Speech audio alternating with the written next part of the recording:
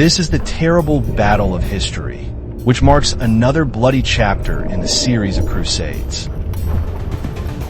The Fifth Crusade, the year is 1217. The Christian rulers of Europe once again unite to seize Jerusalem. Crusaders descend on the land of Egypt. The intention is the same, to weaken the great empire of Muslims, to take away Jerusalem.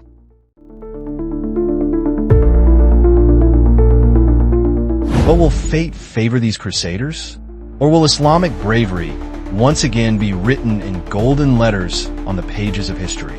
The siege of the river, the bloody battles, the merciless waves of the Nile, and then the defeat of the Crusaders. This was the moment when the Crusaders realized that victory was not achieved by mere military might, but by strategy and God's help.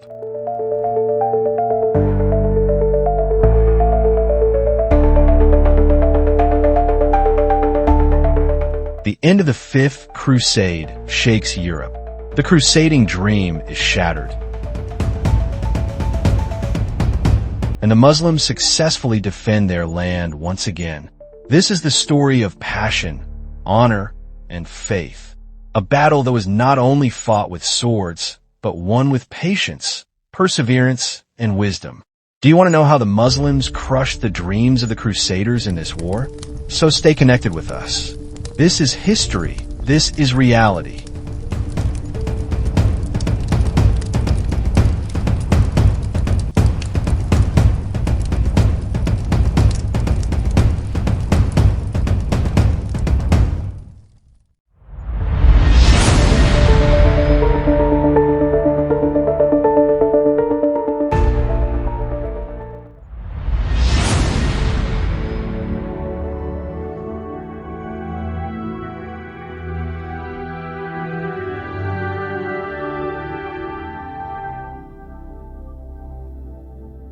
September 1217, August 29, 1221, was a campaign by Western Europeans to recapture Jerusalem and the rest of the Holy Land, led by the powerful Ayyubid dynasty, led by the brothers of Al-Adil.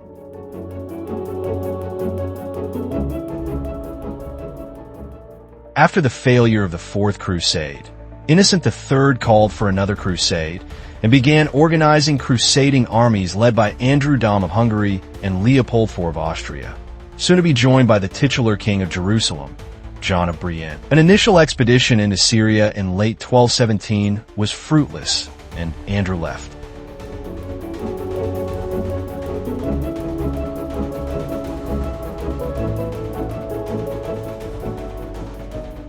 A German army led by the priest Oliver of Paderborn, and a mixed army of Dutch, Flemish, and Frisian soldiers led by William I of Holland, then joined the crusade at Acre with the aim of first conquering Egypt, which was seen as the key to Jerusalem.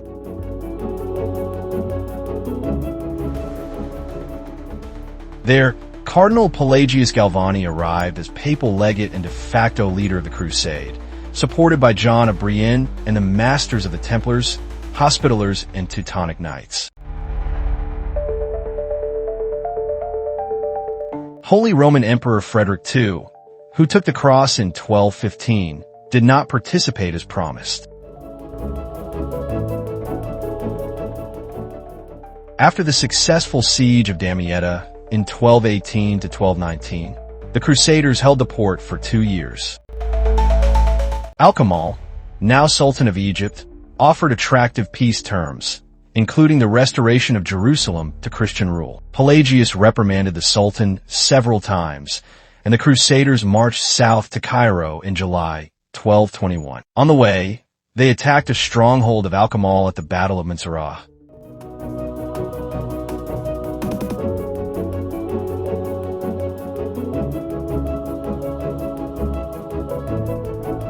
But were defeated and forced to surrender. The terms of the surrender included a withdrawal from Damietta, leaving Egypt entirely, and an 8-year truce. The Fifth Crusade ended in September 1221, a crusade that failed to achieve its goals.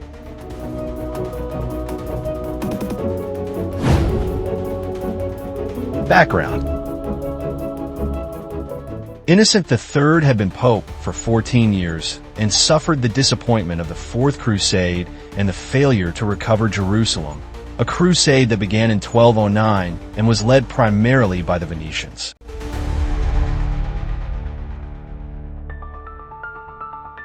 The imperial crown was first offered to Doge Enrico Dandolo, who refused it, while the first Latin patriarch of Constantinople, the Venetian Thomas Morosini, was declared illegitimate by the Pope. The ongoing situation in Europe was chaotic. Philip of Swabia was locked in a throne dispute with Otto of Brunswick in Germany.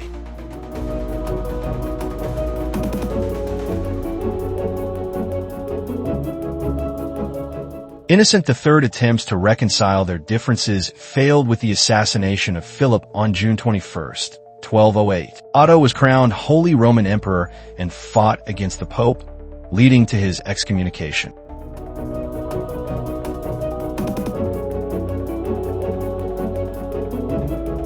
France was heavily invested in the Albigensian Crusade and was at odds with John of Lakeland, leading to the Anglo-French War of 1213 to 1214. Sicily was ruled by King Henry II, and Spain was occupied in the crusade against the Muslim Almaidon. Hence, there was now little desire for a new crusade in Europe.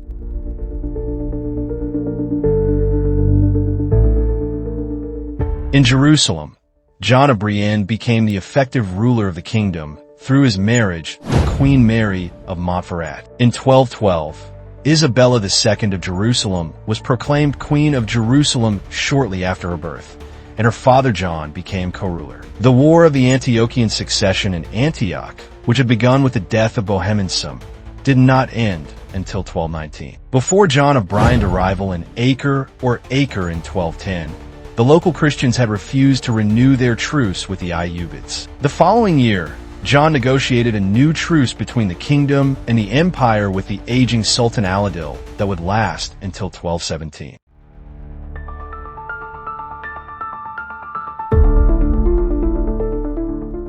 At the same time, seeing the strength of the Muslims and their new fortifications, John also asked the Pope for help. There was no real power among the Syrian Franks, for many of the mounted knights had taken their way back to their homes. Now, if a new crusade was to be launched, the military force had to be brought from Europe. With all these circumstances in mind, Innocent III instigated fresh efforts in this children's crusade for a new crusade in the Holy Land.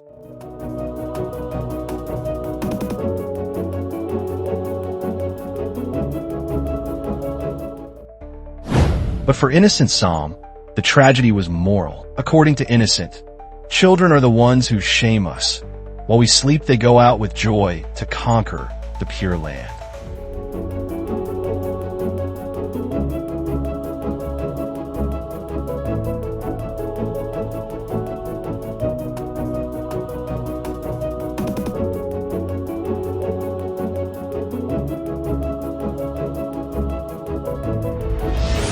Preparations for the Crusade.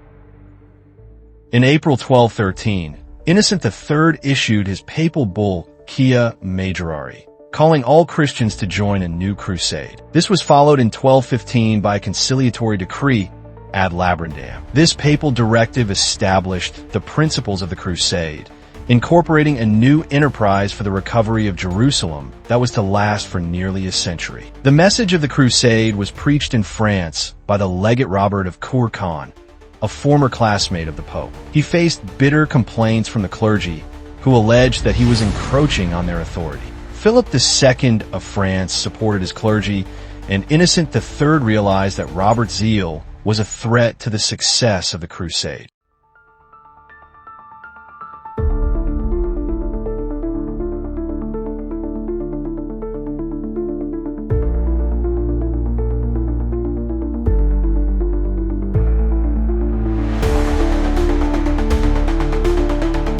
On November 11, 1215, the Fourth Lateran Council was convened. The French prelate presented his complaints, many of which were just, and the Pope begged him to forgive the legate's indiscretions. In the end, very few French took part in the campaign of 1217.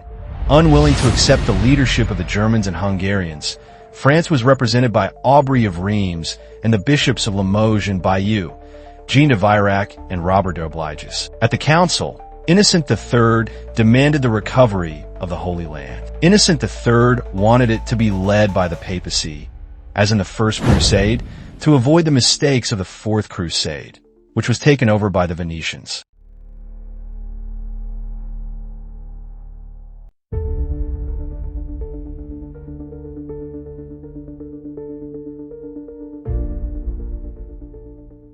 He planned to depart on June 1st, 1217, meeting with the Crusaders at Brandesi and Messina, and forbidding trade with the Muslims to ensure that the Crusaders had enough of their ships and weapons. On his way back from Jerusalem to protect the Latin Patriarch of Jerusalem, Raoul of Marinecourt,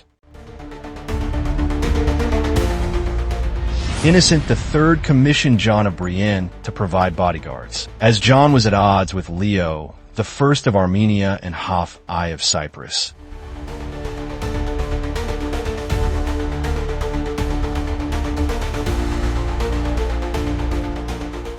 The Pope ordered them to settle their differences before the Crusaders reached the Holy Land.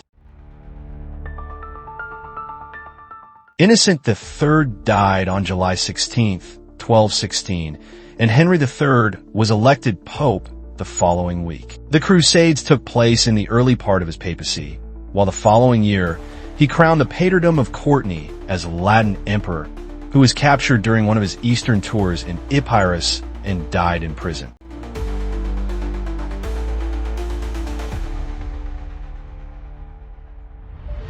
Robert of Courcon was appointed spiritual advisor to the French fleet, but Albano was under the newly elected papal legate Pelagius. Bishop Walter Dom of Autun, who had experienced the Fourth Crusade, also accompanied him to the Holy Land for the Fifth Crusade.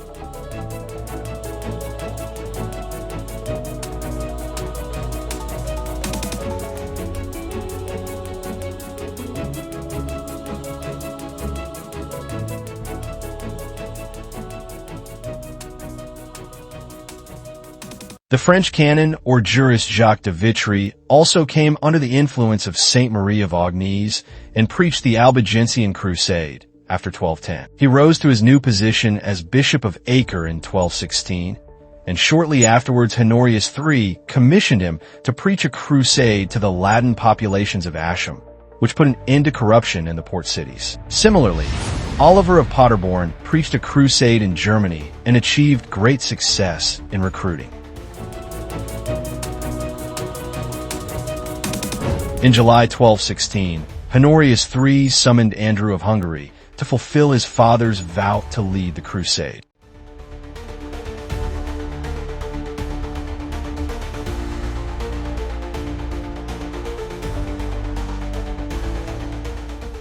Like many other rulers, the Pope's former pupil, Frederick II of Germany, had taken an oath to set out for the Holy Land in 1215 and appealed to the German nobility to join him. But Frederick II retreated, his throne still in dispute with Otto IV.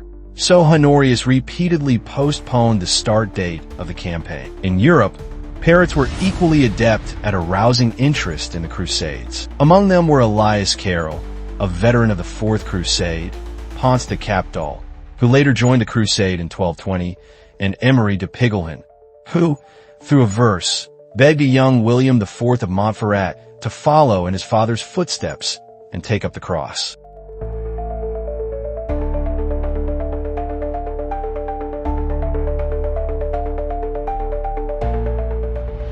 The number of troops was estimated at over 32,000, including over 10,000 knights. A contemporary Arab historian described it thus: "In this year, innumerable warriors set out from Rome the Great and from other countries of the West." The Crusaders were also well equipped with the latest siege technology.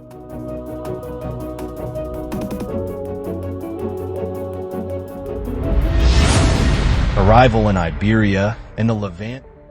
The departure of the Crusaders finally began in early July 1217. Many Crusaders decided to take their traditional sea voyages to the Holy Land. The fleet made its first stop at Dartmouth on the south coast of England. There, they elected their leaders and made laws. From there, under the leadership of William I of Holland, they marched south to Lisbon.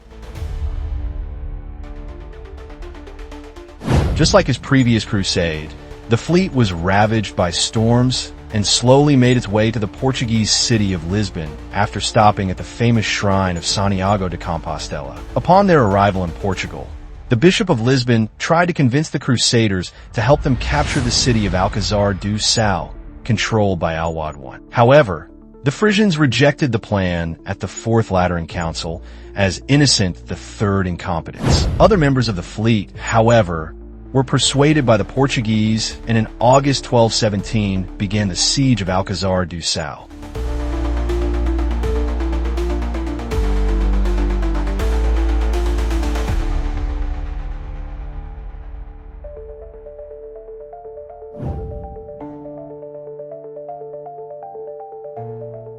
The Crusaders finally captured the city in October 1217 with the help of the Knights Templar and the Hospitaller Knights. A group of Frisians refused to help the Portuguese who planned a siege against Alcazar do Sal, preferring to raid several coastal towns on their way to the Holy Land. They attacked Faro, Rota, Cadiz, and Ibiza, thus obtaining much booty. He then proceeded along the coast of southern France and wintered at Civitavecchia in Italy in 1217 to 1218.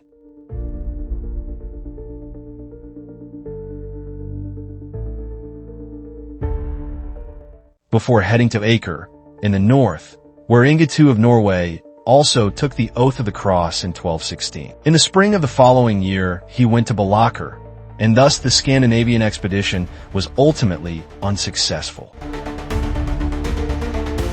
Pope Innocent III was able to secure Georgia's participation in the crusade. Now, under the rule of Queen Tamar of Georgia, who had led the Georgian state to its peak of power and prestige in the Middle Ages from 1184, Georgia challenged Ayyubid rule in eastern Anatolia. Tamar died in 1213 and was succeeded by her son, George IV of Georgia. In the late 1210s, according to Georgian chronicles, he began preparations for an expedition to the Holy Land to support the Franks. In 1220, his plans failed due to the invasion of the Mongols.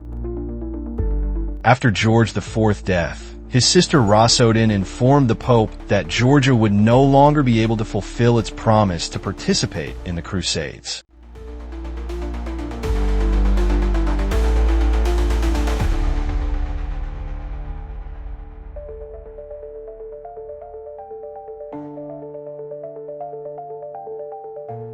The situation in the Holy Land. Saladin died in 1193 and was succeeded by his brother Aladil, who was the patron of all subsequent Ayyubid sultans of Egypt. Saladin's son Aziz Zahir Ghazi maintained his leadership in Aleppo.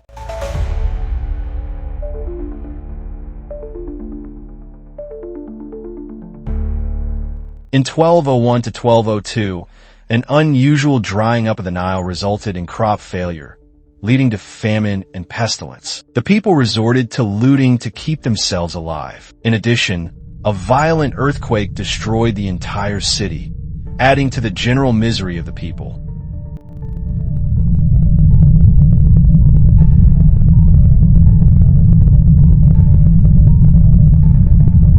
After naval raids on Rosetta in 1204 and Damietta in 1211, Aladil's main concern was Egypt. He was willing to make concessions to avoid war, and favored the Italian maritime states of Venice and Pisa for commercial reasons and to dissuade them from supporting further crusades.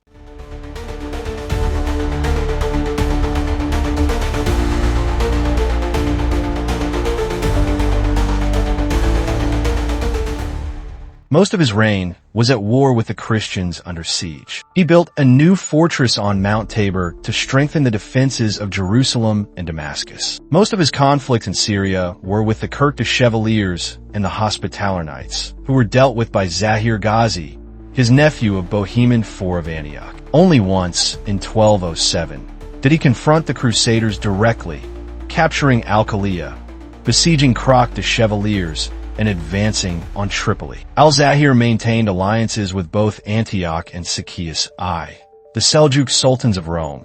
To check the influence of Leo I of Armenia, as well as to challenge his uncle. Al-Zahir died in 1216 and was succeeded by Al-Aziz Muhammad, his 3-year-old son, whose mother was a Difa woman, daughter of Al-Adil.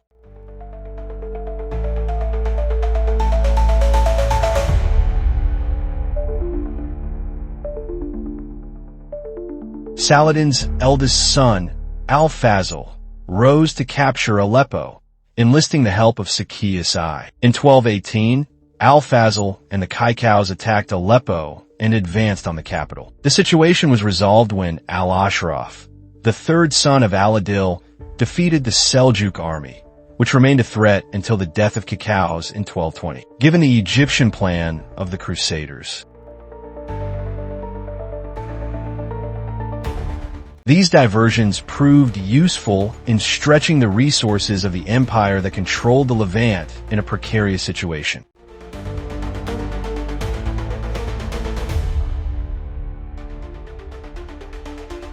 Androdem's Crusade of Hungary.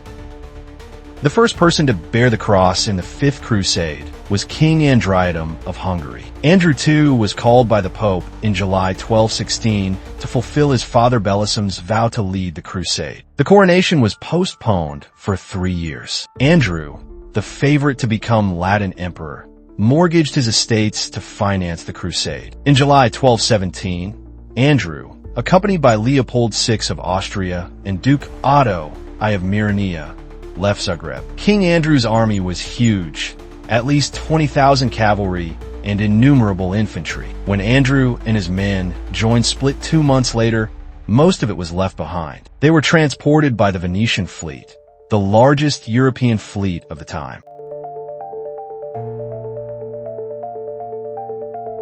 Andrew and his forces left Split on August 23, 1217.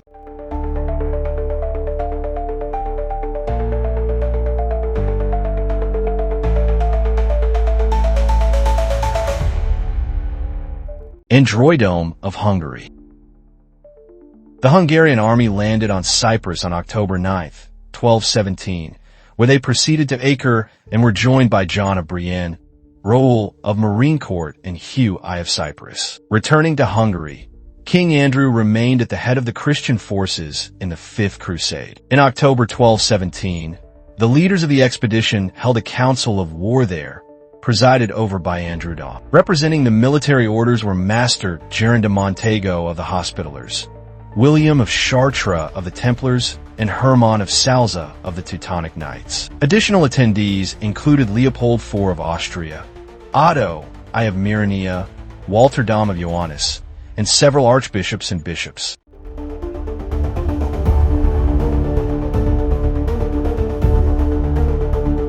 John of Brienne's battle plan envisioned a two-pronged attack. In Syria, Andrew's forces would face Al-Musum, son of Al-Adil, in the stronghold of Nablus. Meanwhile, the fleet was to attack the port city of Damietta, wrest Egypt from the Muslims, and enable the conquest of the rest of Syria and Palestine. The project was abandoned at Acre due to lack of manpower and ships. Instead, the enemy had to be engaged in small skirmishes so that reinforcements could arrive.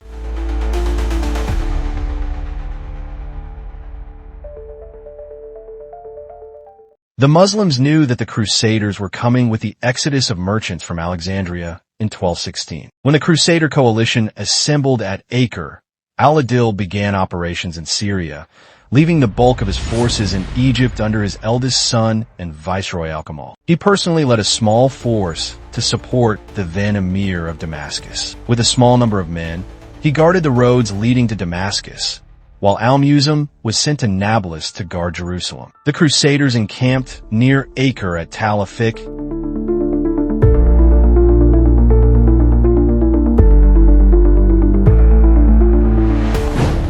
and on November 3rd, 1217 launched an ambush from the plain of Esdraelon towards Ain Jalut. Seeing the strength of the Crusaders, Al-Adil retreated to Bisan against the wishes of Al-Mazam, so that he could attack from the heights of Jonay. Again against his son's wishes, Al-Adil vacated Bisan, which soon fell to the Crusaders, who sacked the city. He continued his retreat towards Ajlan, ordering al-Muazzam to defend Jerusalem from the heights of Laban near Shiloh. Al-Adil, advancing towards Damascus, halted at Marj al-Safar.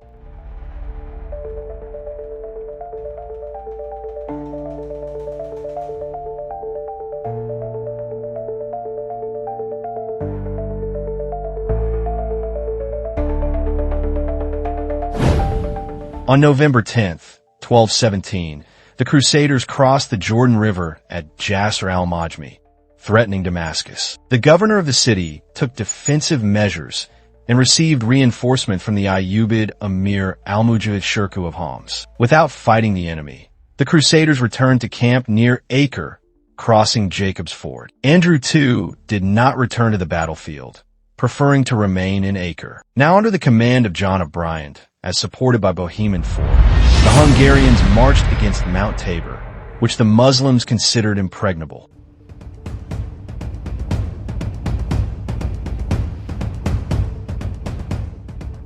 A battle fought on December 3rd, 1217, in which only the Templars and Hospitallers took part.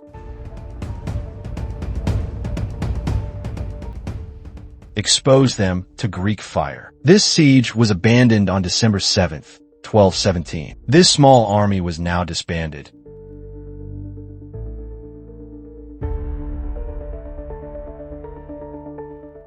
And the few who survived returned to Acre at Christmas. Thus ended the Hungarian Crusade in 1217. In early 1218, an ailing Andrew decided to return to Hungary under threat of excommunication. Andrew and his army left for Hungary in February 1218, first stopping at Tripoli for the wedding of Bohemian IV and Melisende of Lusignan. Hugh I of Cyprus, along with his fellow commanders, fell ill at the ceremony and died shortly afterwards. Andrew returned to Hungary in late 1218. In the meantime, efforts were made to fortify the Palatine with the help of the Templars, Walter Dom of Orasius, and the Caesars, which later proved to be valuable initiatives. Later in the year, Oliver of Paderborn arrived with a new German army, and William I of Holland arrived with a mixed army of Dutch, Flemish, and Frisian soldiers. When Frederick II did not arrive,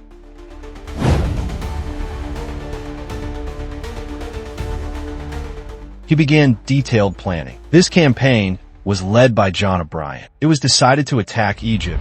The spring attack on Jerusalem was rejected due to high heat and lack of water. They concentrated their main thrust on the port of Damietta instead of Alexandria.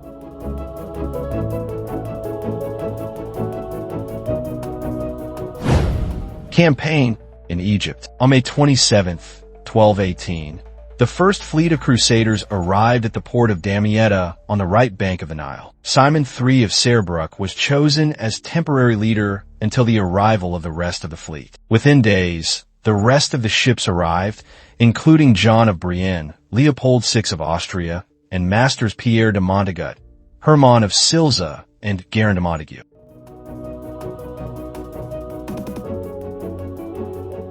A lunar eclipse on July 9th was taken as a good omen. Upon the arrival of the Crusaders, the Muslims did not believe that they would not successfully invade Egypt. Al-Adil was both surprised and disappointed, as he had been supporting his peace accords, while some elements in the empire tried to wage jihad.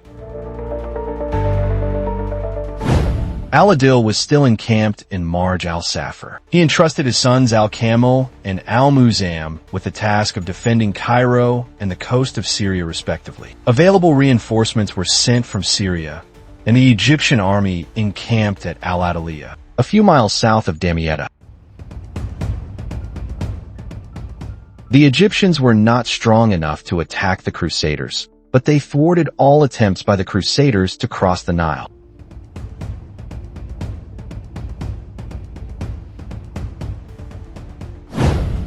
The Tower of Damietta's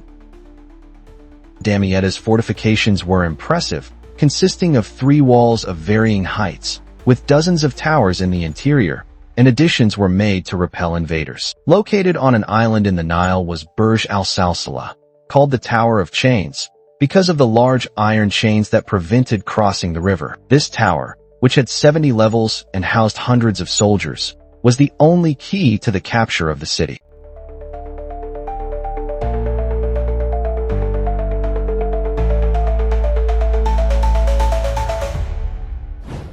The Siege of Damietta began on June 23, 1218, with an attack on the tower, using more than 80 ships with projectile machines, with no success. Two new types of ships were adapted to meet siege requirements. The first, used by Leopold IV and the Hospitallers, secured scaling ladders fastened together on two ships. The second, called the Marine, was ordered by Adolf IV of Berg and included a small fort on the mast for throwing stones and javelins. Marine, attacking first, had to retreat in the face of a fierce counter-barrage. The ladders secured to the walls collapsed under the weight of the soldiers. Thus the first attack attempt failed.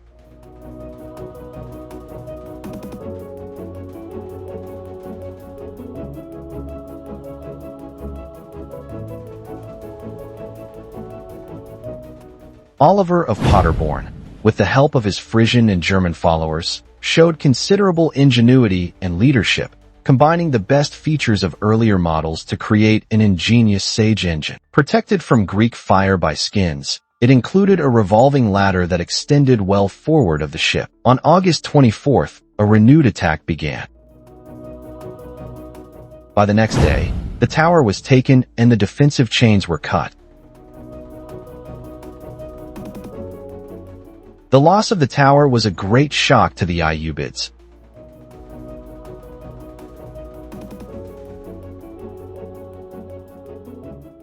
And Sultan al-Adil died soon after on August 31st, 1218. His body was secretly taken to Damascus. After that, his son al-Kamil became sultan. The new sultan immediately implemented defensive measures, including towing several ships a mile upstream, resulting in the Nile being blocked for most of the winter of 1218 to 1219. Preparation for siege. Many Crusaders were ready to return home to fulfill their commitments. Further offensive action had to wait until the Nile River was more favorable and additional forces arrived. Among them were the papal legate Pelagius Galvani and his assistant Robert of Corcon, who traveled with a contingent of Roman Crusaders who financed the papacy. A small group from England soon arrived, led by Ranulph de Blondeville and Oliver and Richard, King John's illegitimate sons. A group of French Crusaders arriving in late October included the Archbishop of Bordeaux, William II of Geneva, and the newly elected Bishop of Bayeux, Milo of Nantes.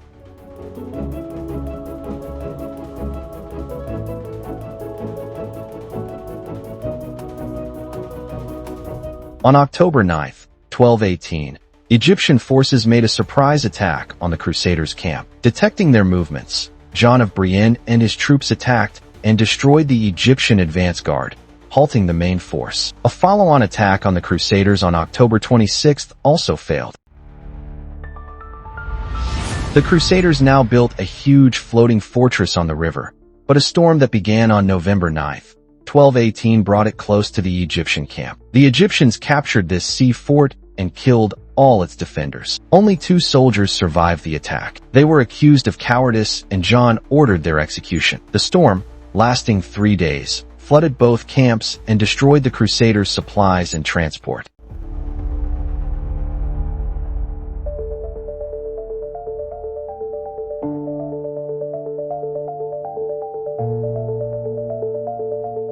Diseases killed many Crusaders in the coming months, including Robert of Corcon.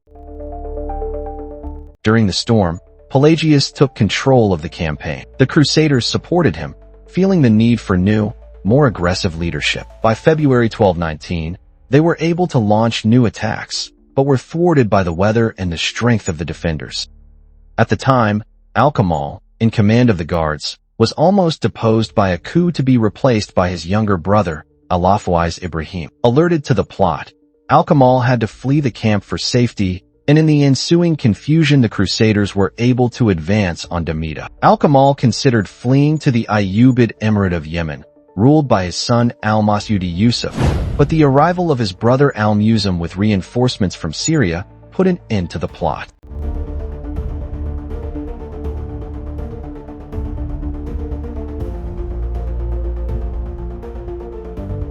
The crusade against the Egyptians on February 5, 1219 was different this time. The defenders abandoned the camp and fled. The Crusaders now besieged Damietta, the Italians in the north, the Templars and Hospitallers in the east, and John of Brienne with his French and Pisan armies in the south. The old camp across the river was occupied by the Pharisees and Germans. A new wave of reinforcements arrived from Cyprus under the leadership of Walthersum of Caesarea. At this point, al-Kamil and al-Mu'azzam tried to open negotiations with the Crusaders, asking Christian ambassadors to come to their camp. They offered to surrender the Kingdom of Jerusalem, Kim al-Kark and Crac de Montreal, which guarded the route to Egypt, along with a multi-year truce, in exchange for the withdrawal of the Crusaders from Egypt. John of Brienne and other secular leaders were in favor of this offer, since the main goal of the crusade was the recovery of Jerusalem. But the leaders of the Pilgrims, the Templars, the Hospitallers, and the Venetians refused, and then offered the castles as compensation, damaging their alliance. Al-Mu'azzam regrouped his reinforcements in Farskar, the upper region of Al-Adaliya, and attacked. Unbeknownst to the Crusaders, Damietta could easily have been driven to this point by disease and death among the defenders.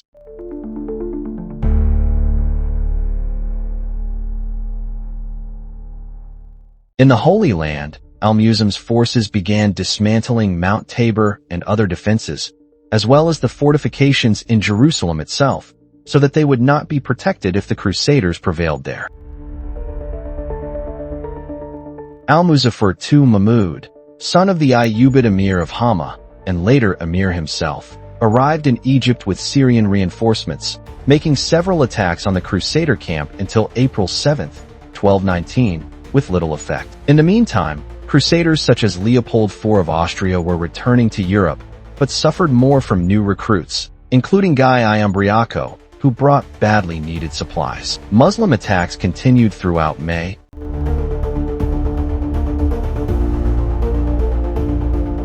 With Crusader counterattacks using a Lombardy-like device known as the Carroccio, which confused the defenders. Despite the objections of the military leaders, Pelagius launched a series of attacks on the city on July 8, 1219, using Pisan and Venetian troops. Each time they were repulsed by the defenders using Greek fire. On July 31st, a counterattack by the Egyptians on the Templar camp was repulsed by their new leader, Pierre de Montagut, aided by the Teutonic Knights.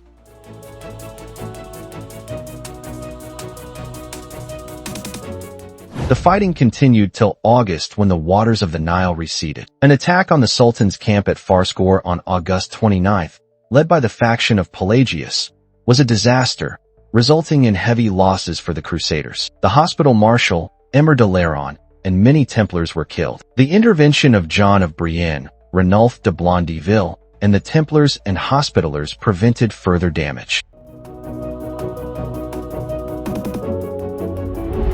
In August 1219, the Sultan again offered peace. The recent captives were used as ambassadors to the Christians. Its predecessor in this other terms included payment for the restoration of destroyed fortresses, the return of part of the Holy Cross taken at the Battle of Hattin, and the release of prisoners. Again, his offer was rejected.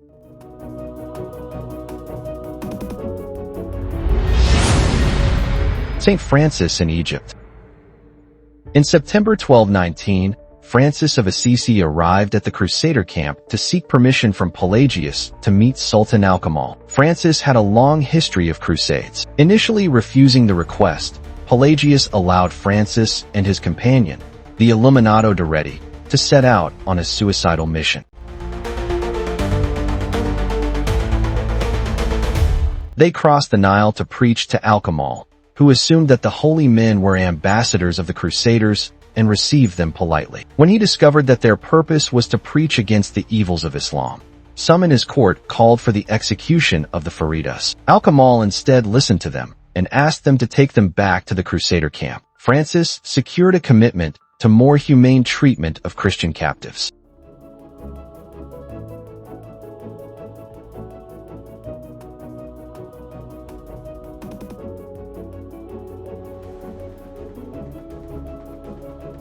Francis remained in Egypt during the fall of Damietta, then left for Acre. While there, he established the province of the Holy Land, a priory of the Franciscan order, and he obtained for the friars the position they still retain as guardians of the holy places.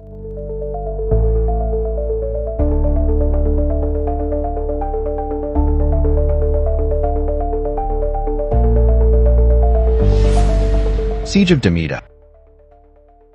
After negotiations with the Crusaders broke down and Dimitri was isolated, on November 3, 1219 al-Kamil sent a resupply convoy through the sector held by the troops of the French hero IV of Danzig. On November 5, 1219, the city was evacuated, the Crusaders entered Damietta and found it deserted, death and disease reigning. Those who survived the city were either enslaved or held as hostages for the Christian prisoner trade. The fortresses of Damietta were essentially undamaged, and the victorious Crusaders claimed much of the booty.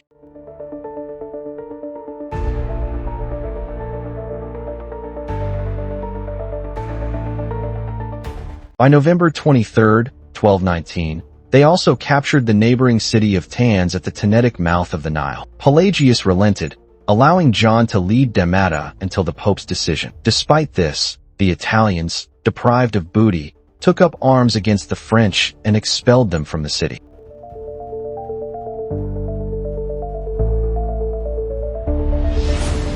The situation was not stabilized until February 2, 1220, with a formal ceremony to celebrate the Christian victory. John soon left for the Holy Land, and the kingdom there passed to Pelagia. Among the casualties of the campaign for Demetria were John of Leckland's son Oliver, Milo IV of Pizet and his son Walter, and Hugh IV of Lusignan.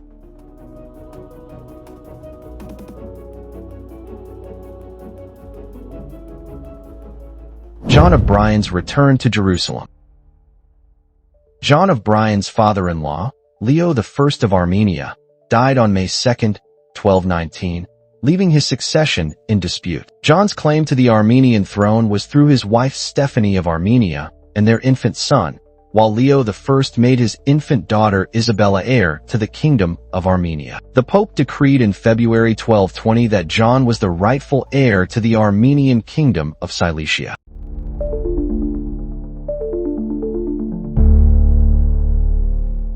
John left Damietta around Easter 1220 and made his way to Jerusalem to prove his claim to his inheritance. Stephanie and their son died shortly after John's arrival, ending his claim to Cilicia. When Honorius III learned of his death, he declared Ramandropin, who had been disinherited by Leo I, as his rightful ruler and threatened John with banishment if he fought for Cilicia.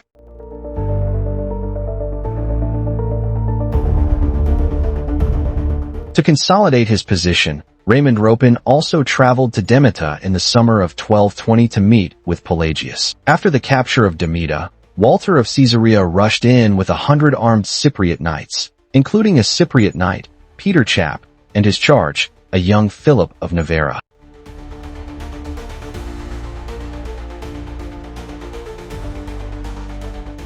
While in Egypt, Philip received instruction from Ralph, Tiberius' jurisprudential advisor. In John's absence, Pelagius left the sea lanes between Damietta and Acre unguarded, and a Muslim fleet attacked the Crusaders in the port of Lemsel, resulting in over 1,000 casualties. Most of the Cypriots left Egypt with their lives, but when John returned, he passed through Cyprus, bringing some troops with him. John stayed in Jerusalem for several months, mainly due to lack of funds. As his nephew Walter IV of Brienne was approaching puberty, John ceded the county of Brienne to him in 1221. John returned to Egypt and rejoined the crusade on July 6, 1221 at the direction of the Pope.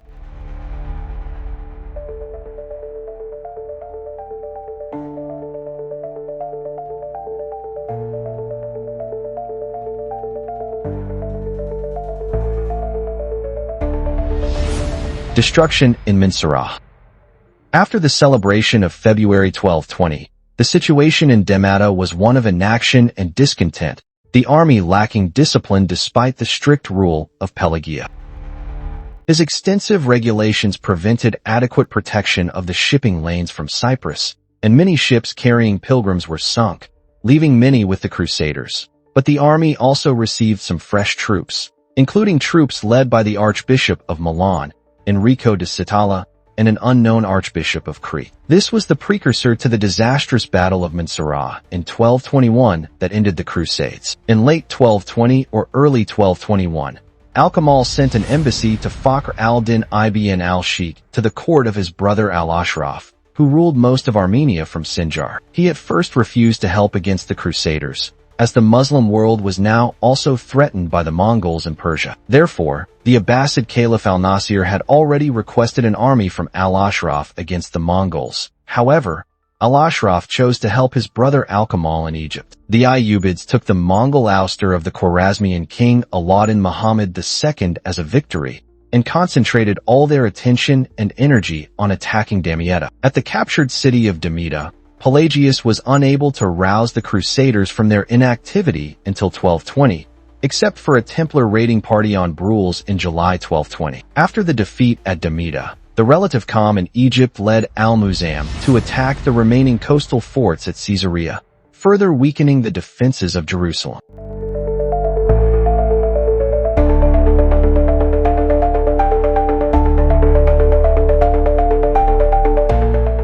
Meanwhile, Chateau Pellerin was unsuccessfully attacked, defended by Pierre de Montagut and his Templars. Al-Kamil took advantage of this lull to fortify Mansoura, which had once been a small camp, into a fortified city that might have served as a protectorate of the Nile in place of Damietta.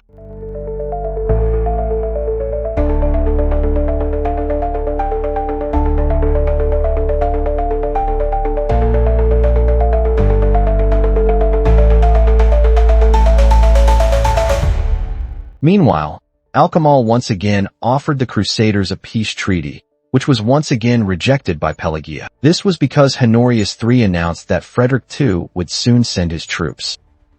Some troops now arrived in May, led by Louis I of Bavaria and Bishop Ulrich II of Passau, and orders were given not to launch offensive operations until Frederick's arrival. Even before the capture of Damietta, the Crusaders learned of a book written in Arabic, which predicted Saladin's first capture of Jerusalem and the Christian occupation of Damietta. Based on this prophecy and other prophetic works, rumors of a Christian revolt against the power of Islam spread, which influenced the consideration of al-Kamil's peace offers.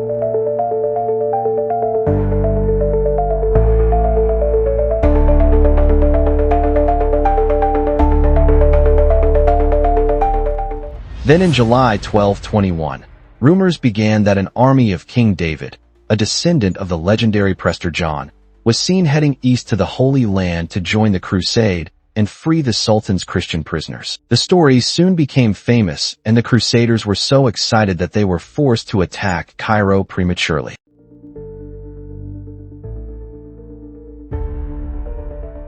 In reality, these rumors contradicted the reality of Genghis Khan and the Mongol invasions of Persia.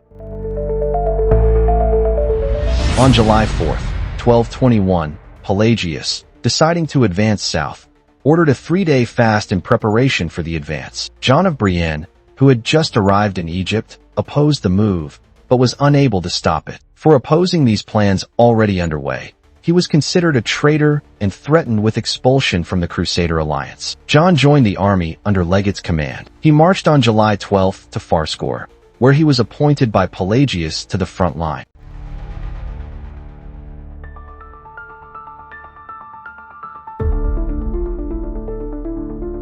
On July 12, 1221, the Crusaders advanced towards Sharmasa, capturing the city halfway between Farskor and Mansoura on the east bank of the Nile. John of Brienne once again tried to inherit the throne, but the Crusaders were intent on taking a large booty from Cairo, and John would likely have been put to death.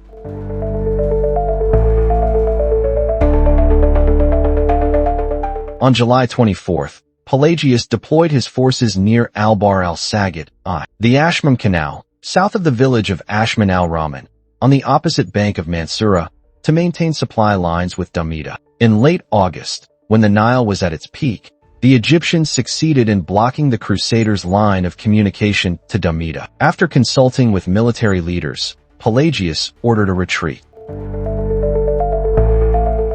On August 26, 1221, the Crusaders attempted to reach Bahramin under cover of darkness, but their recklessness alerted the Egyptians. Meanwhile, al-Kamil opened the dams on the right bank of the Nile, flooding the area and making battle impossible.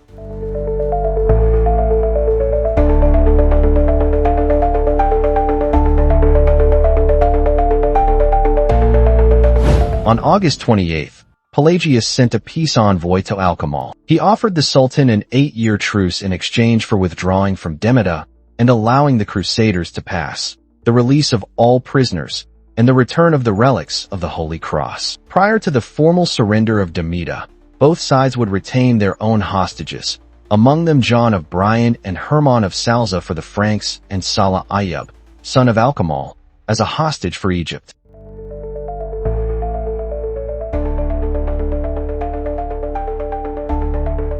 The peace treaty finally entered into force on September 8, 1221. The Crusaders sailed back and the Sultan entered the city. Thus ended the Fifth Crusade.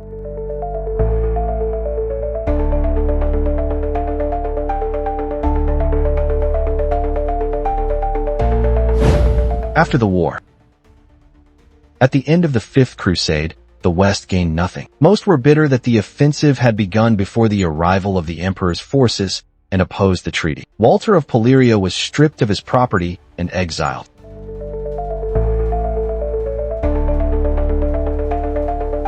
Admiral Henry of Malta was imprisoned. John of Brienne demonstrated his inability to command an international army and was reprimanded in 1220 for essentially abandoning the crusade. Pelagius was accused of ineffective leadership and misguided views, which led him to reject the Sultan's peace offer. The biggest criticism was leveled at Frederick II. The Crusades also failed to recover a fragment of the Holy Cross.